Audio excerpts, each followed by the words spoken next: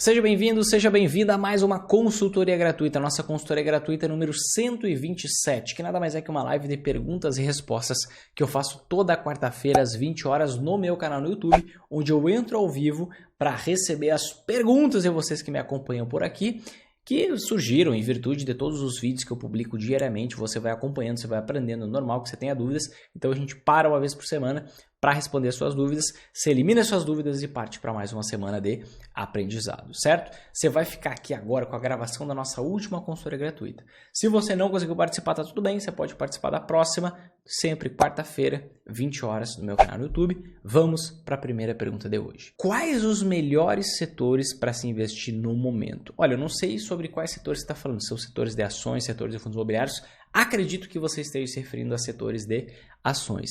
Pensando em setores de ações, poxa, quais são os melhores setores de ações para se investir no momento, tá? A gente tem basicamente três tipos de setores, tá? O primeiro tipo de setor é aquele tipo de setor que eu chamo do setor do tipo cruzeiro. O que é um setor do tipo cruzeiro? Pensa num cruzeiro, como é que ele navega no mar, tá? Um cruzeiro, poxa, pode vir uma tempestade, pode vir agitação no mar, o que vai acontecer? Ele vai continuar na sua trajetória, ele mexe muito pouco, então ele continua a sua trajetória na sua velocidade, no seu ritmo, na sua inclinação. Agora, existem outros setores que, por exemplo, eu chamo de setores tipo lancha. Esses setores tipo lancha, eles navegam, ou seja, eles balançam à medida que, na mesma medida que o mar está balançando, né? Muito diferente de um cruzeiro. Às vezes o mar pode agitar, o cruzeiro ele fica ali na dele, tranquilo, navegando. Mas se tivesse uma lancha naquela mesma tempestade, naquele mesmo mar agitado, essa lancha poderia tombar, poderia virar, ou poderia entrar muita água, poderia ter uma chacoalhada muito grande ali, tá? E existem outros setores que eu chamo de setores do tipo barco pirata, que basicamente são setores altamente imprevisíveis e não tem muito como você traçar uma projeção. Até tem, você pode traçar uma projeção, mas você tem uma chance muito alta de você errar essa projeção. Então o que acontece? Esses setores tipo cruzeiro são os setores mais previsíveis. O que seriam os setores mais previsíveis? São aqueles setores de empresas, que empresas atuam, que oferecem, por exemplo, serviços e produtos que todo mundo precisa. Faça chuva ou faça sol. Vamos pegar um exemplo aqui clássico. Energia. Então, empresas do setor de energia elétrica, seja distribuição, geração, transmissão de energia. Pode ter uma crise, pode ter um grande problema econômico, mas você vai precisar de energia. Então você vai demandar energia, você vai comprar energia, você vai pagar por energia. Você pode economizar um pouquinho? Pode, mas tem um limite, não tem como economizar tanto assim. Então o que acontece? Essas empresas elas têm uma receita, um faturamento muito mais previsível. Esse, por exemplo, é um setor do tipo cruzeiro. E aqui a gente enquadra energia, aqui a gente enquadra água e saneamento, aqui a gente enquadra o setor bancário, tá? Por quê? O setor bancário é magnífico. Quando a taxa de juros do Brasil está alta, o que acontece? Ele empresta menos dinheiro para as pessoas, porque agora os empréstimos estão mais caros, os financiamentos estão mais caros, mas ele tem uma margem de lucro muito grande.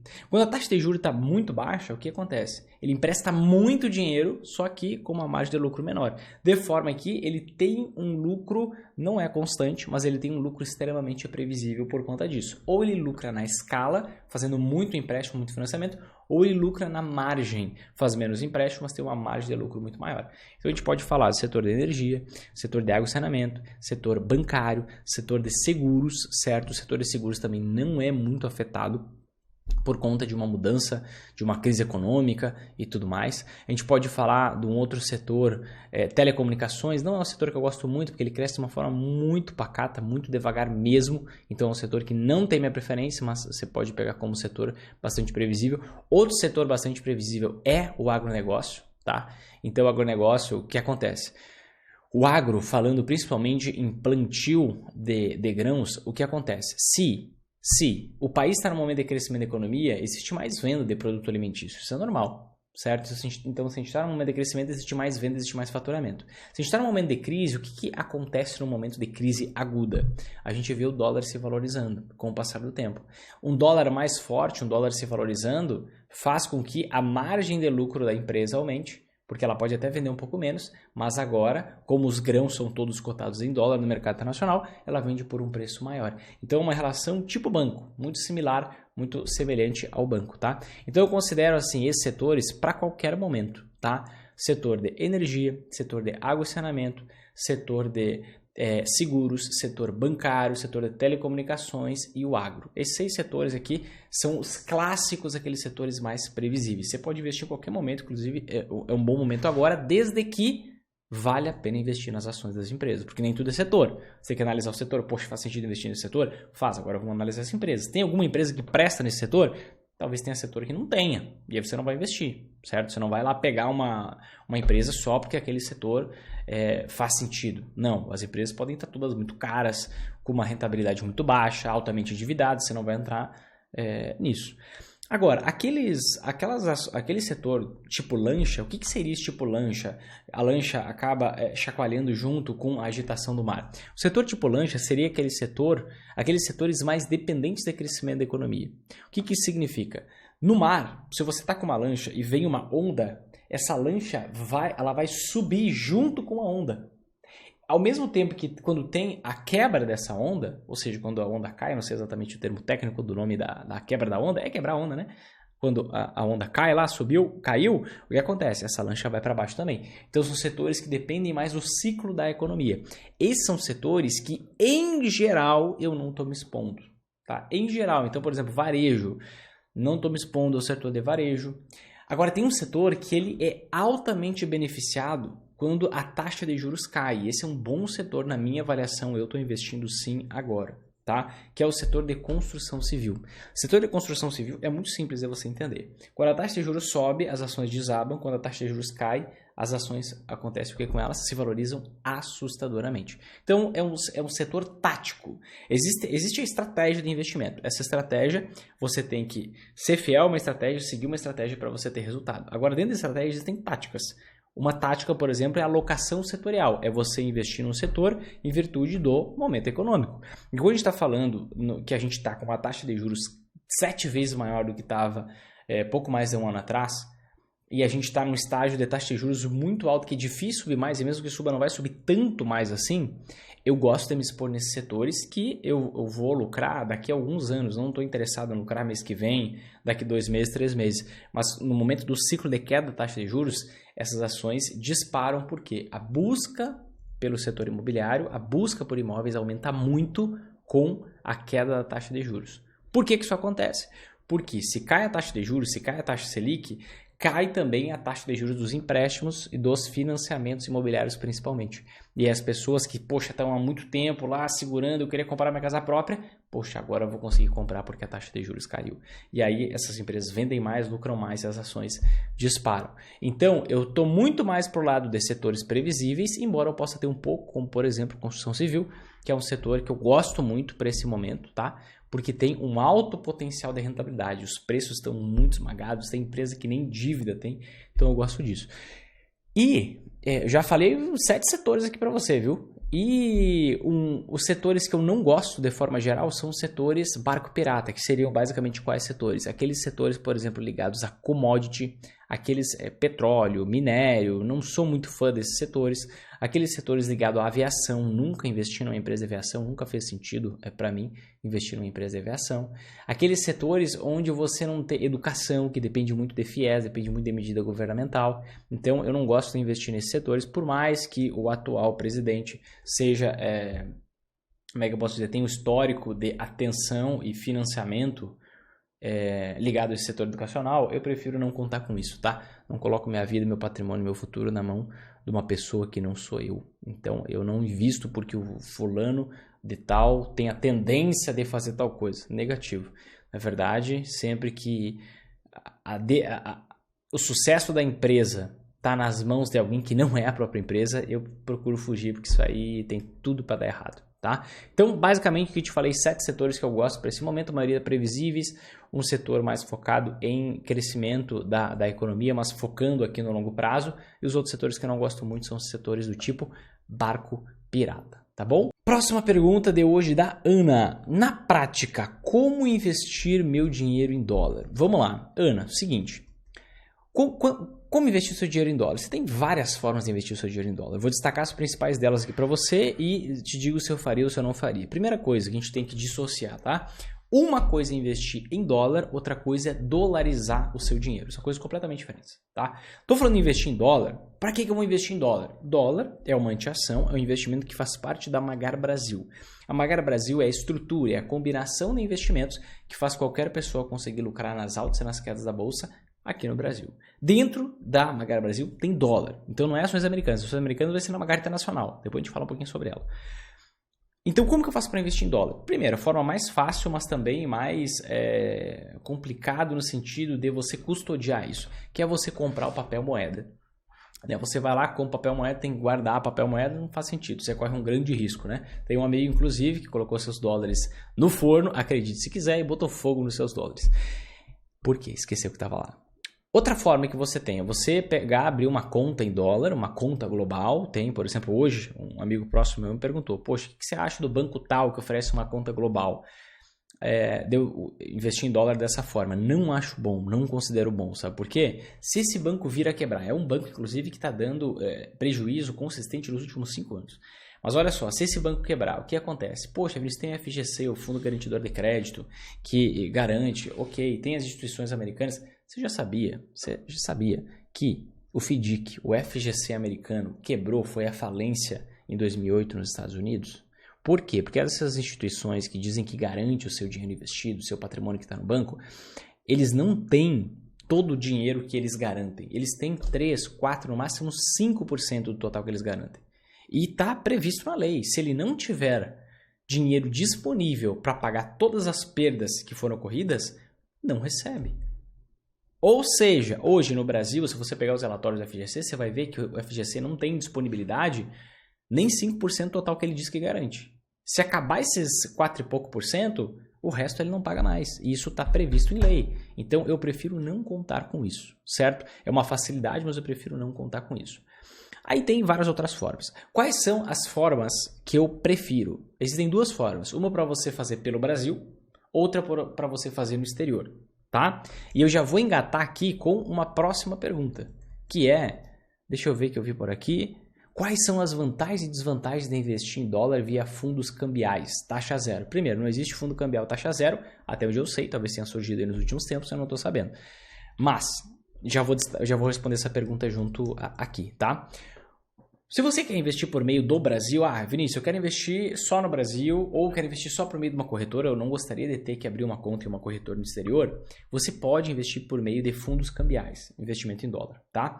E como que você vai fazer isso? Basicamente, você vai mandar o seu dinheiro para uma conta que você tem, uma corretora. Nessa corretora, se for oferecido um fundo cambial, você vai analisar histórico da gestão, histórico da rentabilidade do fundo, ver se é compatível com a rentabilidade do dólar. Você vai ver a política de investimento, tem que analisar a política, ver as taxas cobradas, vai decidir investir ou não naquele fundo, tá? E aí o que acontece?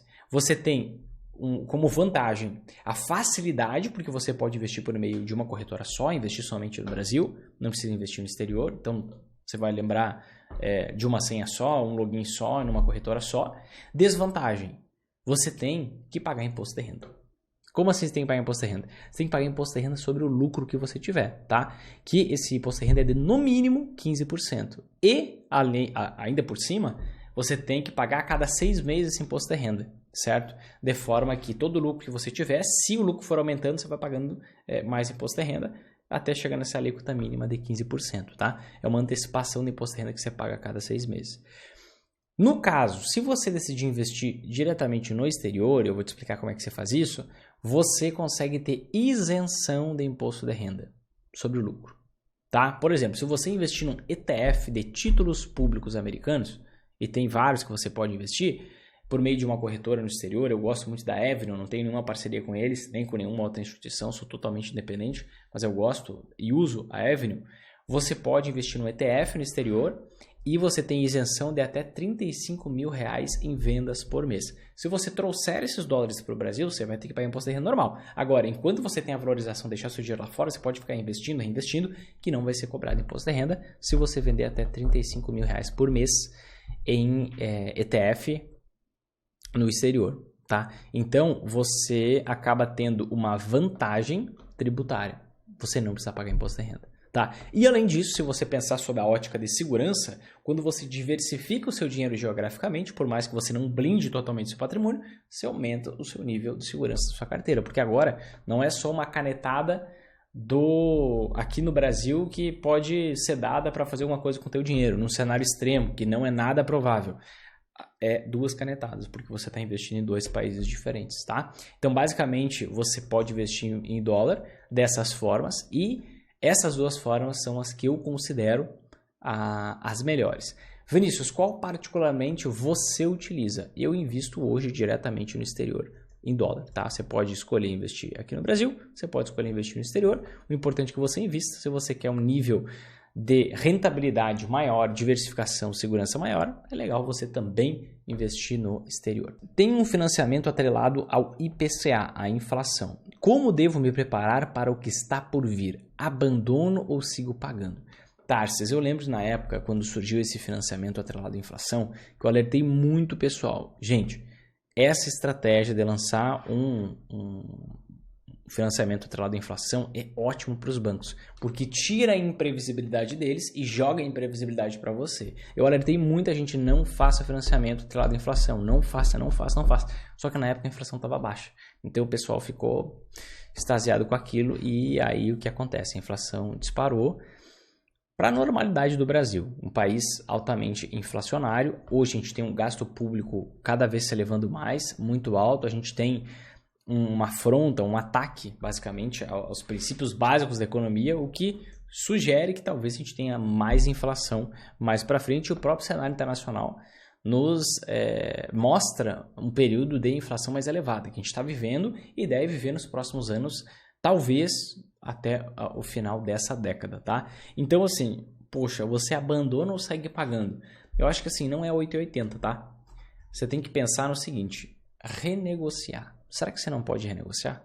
Você pode ir lá, conversar no banco. Poxa, eu fiz atrelado à inflação, eu gostaria de mudar, eu gostaria de pegar uma taxa pré-fixada, só que talvez não seja o melhor momento para você mudar, tá?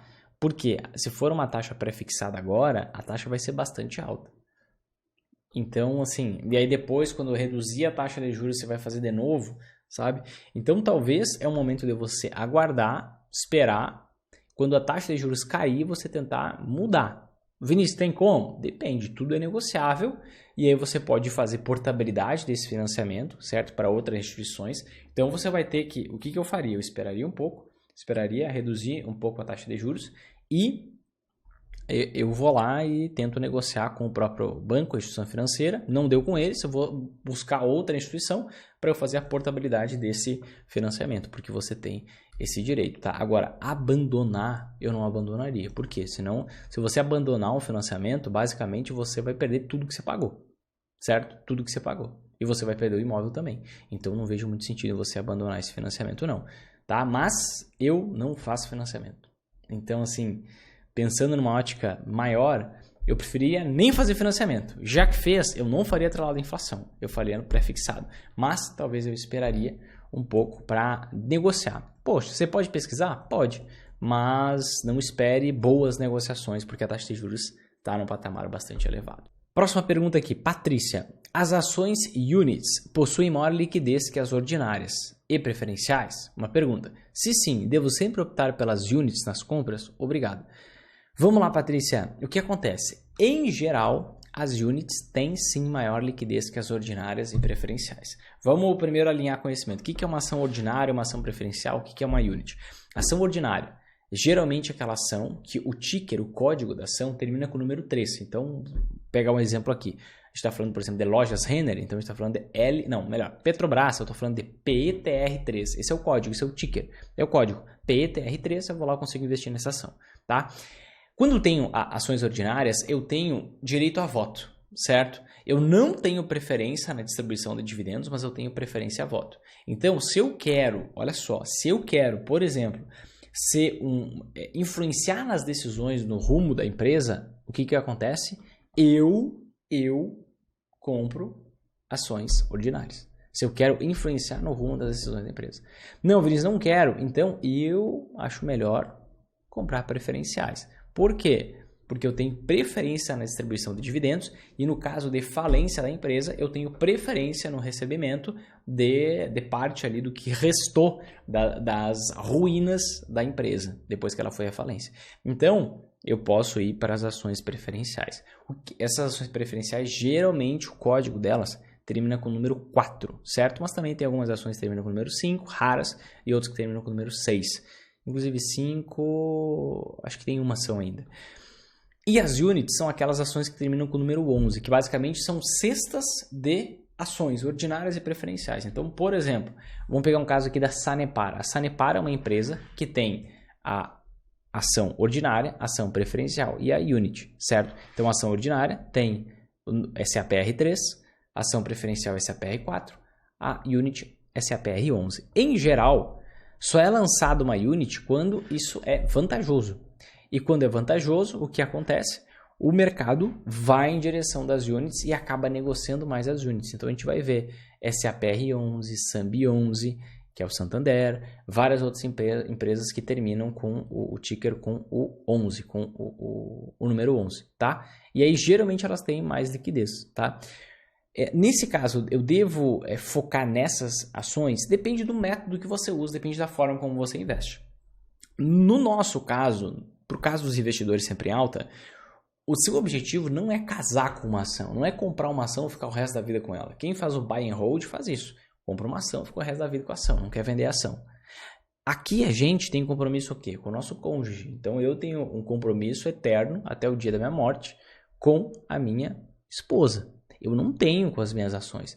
Com as minhas ações eu tenho uma relação de profundo e descarado interesse. Se a empresa está boa e tem potencial de rentabilidade, eu estou com ela. Se ela está ruim, se ela está doente, eu dou tchau, diferentemente da minha esposa. Se a minha esposa está ruim, está mal, eu vou lá cuidar dela. Se a empresa está ruim, está mal, eu digo, ó, tchau, tchau para ti, vai embora.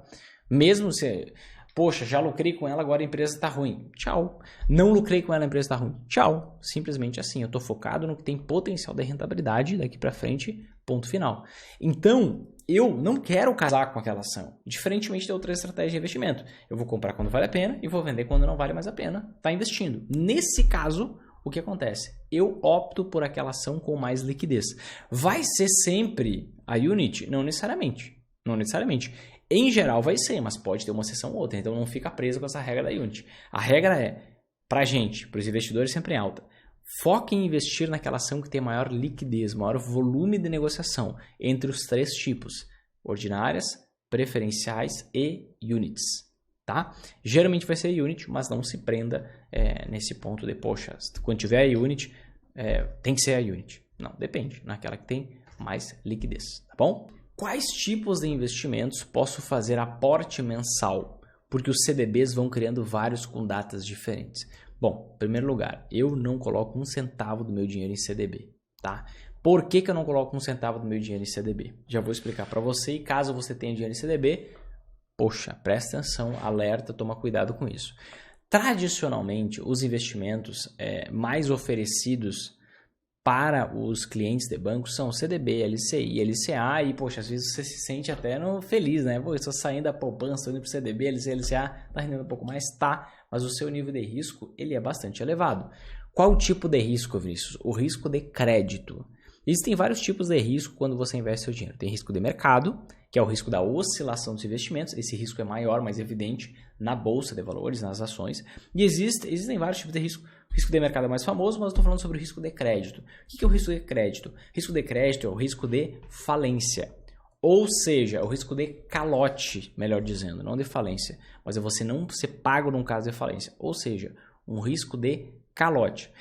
O que significa isso, o risco de calote? Significa que você corre o risco de não ser ressarcido por aquele valor prometido pelo FGC, caso o banco emissor desse CDB vá à falência. Então, o que acontece? Qual é a lei, digamos assim? Qual é a regra? Qual é a regra de garantia do FGC, que é o Fundo Garantidor de Crédito? Ele te diz assim, ó, pode investir com tranquilidade em qualquer banco, investe CDB, LCA, LCA. Se aquele banco falir, se aquele banco for à falência, o que acontece? eu vou ressarcir você, todo o dinheiro que você tinha investido no banco, se você tiver até 250 mil reais por CPF, por conglomerado financeiro. Então, digamos, você tem 250 mil reais. Digamos que você tem um patrimônio de 1 milhão. Você tem 250 mil reais no banco A, 250 mil no banco B, 250 mil no banco C, 250 mil no banco D. Então, você está assegurado todo o seu patrimônio. Se você tiver 1 milhão no banco A, só 250 mil está assegurado. Porque é 250 mil por CPF, por instituição financeira. E você pode ser ressarcido em até 1 milhão de reais a cada 4 anos. Tem essa regra temporal também. Só que a gente vive num país onde o sistema financeiro ele é muito concentrado. Se um banco médio no Brasil quebrar, o FGC não tem dinheiro para pagar todo mundo. Quer ver? Eu vou te mostrar aqui, ó. Basicamente, deixa eu mostrar aqui na tela para você, tá? Só para eu fazer esse alerta, porque é um alerta importante, tá? Entrei aqui no FGC, tá? Aqui tá o site, ó, fgc.org.br. Entrando aqui, eu peguei aqui, ó, relatório semestral 2022, tá? Então, aqui a gente tem o último relatório disponível, tá? Pelo FGC, e aqui a gente vê o seguinte, olha só. A liquidez, olha só, a liquidez do FGC e a reserva contábil do Fundo de Resolução somam 88 bilhões de reais. 88 bilhões de reais. Agora, qual é o patrimônio sob garantia? É isso que a gente vai ver.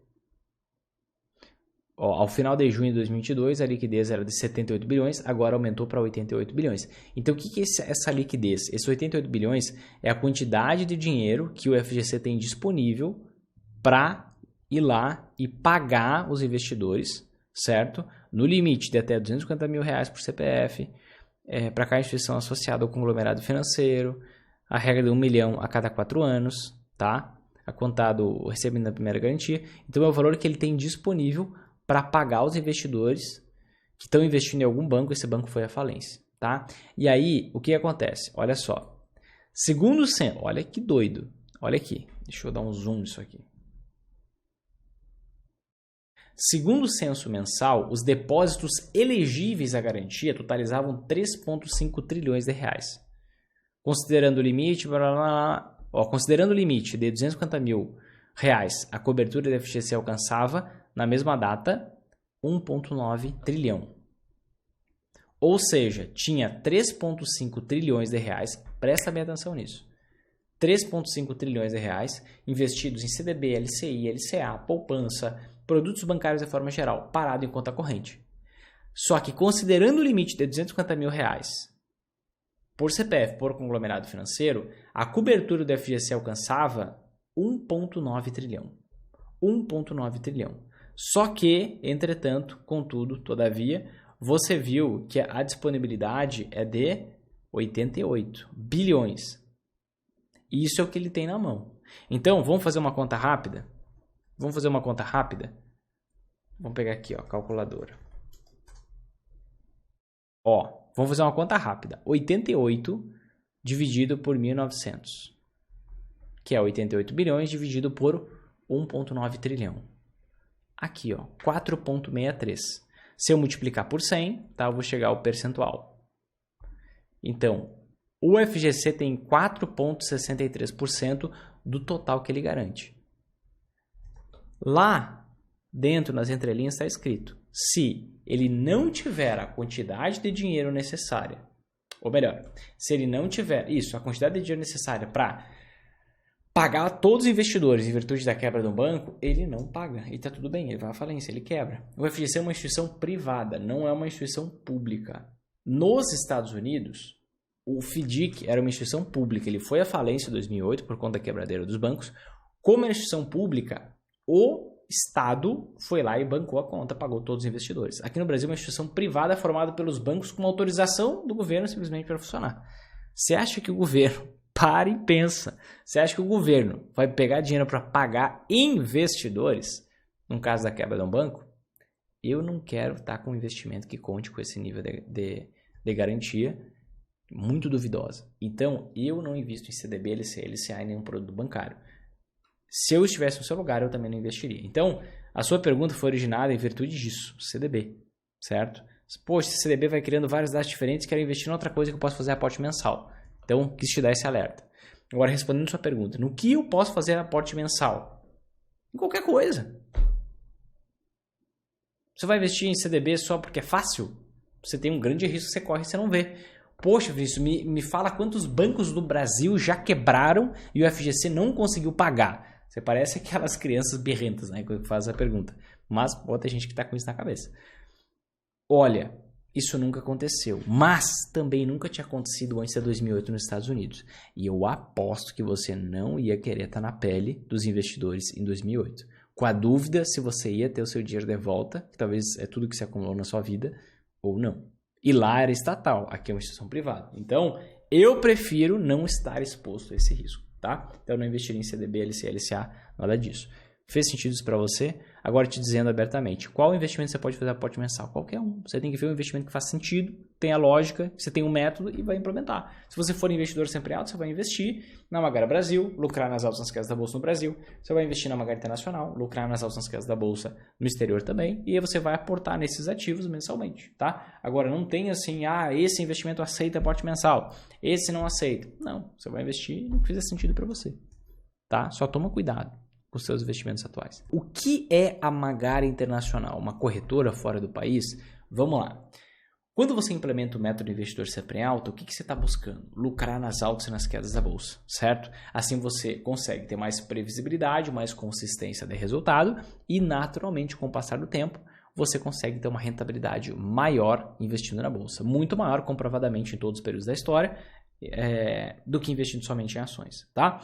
E aí tem essa estrutura para você lucrar nas altas e nas quedas da bolsa no Brasil. Essa estrutura se chama Magara Brasil. Então você combina alguns investimentos, define bem os percentuais, seleciona bem os investimentos, você tem a Magara Brasil montada para lucrar nas altas e nas quedas da bolsa no Brasil, na bolsa brasileira.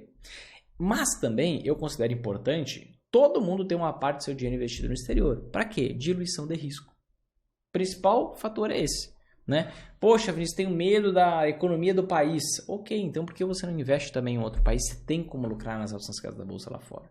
Tem como você lucrar nas altas nas quedas da bolsa em dólar. Então existe a Magara Internacional, que é uma outra combinação de investimentos. Eu vou combinar alguns investimentos, usar os percentuais certos, fazer a seleção correta, para eu conseguir lucrar nas altas e nas quedas da bolsa no exterior. Então são estruturas separadas, certo? Uma para você lucrar nas altas e nas quedas da bolsa do Brasil, a Magara Brasil. Outra para você lucrar nas altas e nas quedas da bolsa do exterior. No exterior, certo? E aí você pode implementar isso em diversos países, mas a Magara Internacional, o nosso maior foco está justamente no dólar, porque se pegar euro é uma moeda muito pouco confiável na minha avaliação. Se pegar outras moedas, a confiabilidade não é tão grande quanto a do dólar. Tem muita promessa, barata inclusive, que muitos de vocês acreditam, mas é difícil tirar a supremacia do dólar, é difícil. E mesmo que perca a supremacia como moeda global, como a moeda de reserva do mundo, a moeda mais utilizada no mundo, não quer dizer que vai perder valor. Pega, por exemplo, o caso da Libra Esterlina. Libra Esterlina era a moeda mais usada do mundo, era a moeda mundial de 1870 a 1944. Até hoje, a Libra Esterlina vale mais que o dólar. Então não quer dizer que simplesmente vai deixar de ser a moeda mundial e a cotação do dólar vai cair avassaladoramente. Não, a Libra Esterlina deixou de ser a moeda mundial e continua mais valiosa que o dólar até hoje, certo? Então a Magara Internacional é justamente isso, não é uma corretora fora do país. Você vai investir por meio de uma corretora fora do país, mas é uma combinação de investimentos, é uma estrutura de investimentos, é uma carteira de investimentos que vai te possibilitar lucrar nas altas e nas quedas da bolsa no exterior também, certo? E não somente no Brasil, para você lucrar nas altas e nas quedas da bolsa em dólar em um país diferente do Brasil, onde você pode diluir o seu risco e até aumentar o seu potencial de rentabilidade tendo esse investimento. Como funciona o Tesouro Direto IPCA+. Em primeiro lugar, não existe Tesouro Direto IPCA+, existe Tesouro Direto e Tesouro IPCA+, tá? Tesouro Direto, programa do Tesouro Nacional que possibilita as pessoas físicas, ou seja, nós, emprestarmos dinheiro para o governo federal e, em troca, ele nos pagar uma remuneração, uma taxa de rentabilidade, uma taxa de juros por esse empréstimo que a gente está fazendo para ele, tá? Esse é o programa, criado em 2002. Antes de 2002, só CNPJ, só instituição financeira, só pessoa jurídica conseguia emprestar dinheiro para o governo. Em 2002, foi democratizado esse acesso e foi criado o Tesouro Direto para possibilitar que a gente consiga emprestar dinheiro para o governo federal e receber uma taxa de remuneração por isso, certo? A taxa de rentabilidade. Aí, basicamente, surgiram vários tipos de títulos. Tinha, por exemplo, título que pagava dólar mais um determinado percentual, tinha título que pagava IGPM mais um determinado percentual. Esses títulos acabaram sumindo com o passar do tempo e hoje o que a gente tem disponível são esses tipos de títulos aqui, tá? A gente tem o Tesouro Pré-Fixado, certo? A gente tem o Tesouro Selic, a gente tem o Tesouro IPCA+, e agora, algo bastante recente, surgiu o Tesouro Renda Mais, certo? Que no início eu até acreditei que ia ser uma boa ideia, mas depois que surgiram novas atualizações sobre o Tesouro Renda Mais, eu vi que não valia a pena mesmo. Eu estava achando bom demais para ser verdade. Mas o que acontece? Você me perguntou sobre o Tesouro IPCA+. Então, como é que ele funciona, tá? Basicamente. Digamos que você invista no Tesouro IPCA+, 2035. Se você investir no Tesouro IPCA+, 2035, que é um título que eu tenho, tá? Inclusive, o que acontece? Digamos que você investiu hoje, nesse exato momento, e você manteve o seu dinheiro até a data de vencimento, que é o prazo de validade do título, lá 15 de maio de 2035, certo? O que vai acontecer? Você vai ganhar de rentabilidade a inflação de cada ano mais 6,39% ao ano. Então vamos traçar um exemplo. Digamos que a inflação... O que é inflação? Aumento médio dos preços de tudo que a gente compra no dia a dia. Digamos que essa inflação seja de 5% nesse ano. Vamos ser super otimistas aqui. 5%. Quanto que você vai lucrar com o Tesouro IPCA+? Você vai lucrar 11,39%. 11,39%. Por quê? 5 mais 6,39, 11,39. E aí, digamos que no ano que vem, você foi lá em 2024 e a inflação de 2024 foi de 10% no ano. Quanto que você vai ganhar de rentabilidade? 10 mais 6,39. Você vai ganhar 16,39. Então, a sua rentabilidade é variável. Sempre vai ser 6,39% acima da inflação. Certo? Acima da inflação. E isso vai variando com o passar do tempo, de forma que você chega lá na data de vencimento, no prazo de validade, com o seu dinheiro valorizado a inflação mais 6,39% ao ano. Isso se você mantiver o seu dinheiro investido até a data de validade, que é chamada tecnicamente de data de vencimento. E aí você tem algumas opções para escolher, 2029, 35, 45 e assim por diante, certo? Agora, se você vender antecipadamente, aí a sua rentabilidade vai ser diferente dessa rentabilidade que eu comentei, de inflação mais 6,39, por mais que você tenha investido no título, que é a... Deixa eu pegar para um exemplo aqui. Num título que paga a rentabilidade de inflação mais 6,39. Por quê? Diariamente, essa taxa do 6,39, ela varia. Às vezes está mais alta, às vezes está mais baixa. E com base na variação dessa taxa, se você quiser vender antes da data de vencimento, o preço do título muda. Então, o preço do título sobe ou cai. Você pode ver, o preço sobe, cai, você pode até ter prejuízo. Se você investir nesse título e quiser vender daqui a alguns meses, por exemplo, você pode até ter prejuízo. Então, qual é o ideal? Qual é o ideal? Isso aqui se chama marcação a mercado. Sempre que a taxa sobe, certo? O preço cai. Quando a taxa cai, o preço subiu, ou melhor, taxa subiu, caiu, subiu, certo? O que aconteceu com o preço? O contrário. Você vai ver. Preço caiu, subiu, caiu. Então é exatamente o contrário. Então, o que é o mais ideal? O mais ideal é você fazer o seguinte. Deixa eu pegar aqui. O mais ideal é você investir num título que você toparia investir até dado vencimento. E se for vantajoso antes, você vende antes, porque você pode ter uma rentabilidade muito superior a essa inflação mais 6,39%.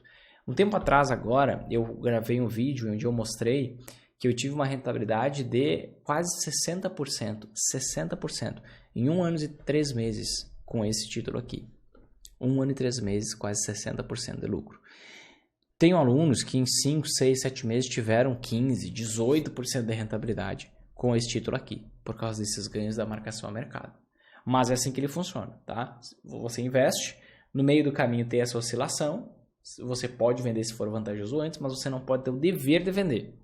Você tem que investir num título cujo prazo você toparia, aceitaria continuar investindo até aquele prazo. Aí, se for vantajoso antes, você vai lá e vende. Tá bom? Certo, gente? Se você gostou desse vídeo, se te ajudou, se fez sentido pra você, o que você faz agora? Aqui embaixo tem um botão de gostei. Clica nesse gostei porque assim você ajuda a gente a conseguir fazer esse vídeo chegar para mais pessoas e fazer com que a gente consiga ajudar mais pessoas. Aproveite e já compartilhe esse vídeo com seus amigos, com pelo menos 5 pessoas aí no WhatsApp. Se você não se inscreveu, se inscreve no canal, certo? Ativa o sininho para você receber as notificações de todos os vídeos que a gente publica por aqui. E é isso, te vejo no próximo vídeo, um forte abraço e até mais.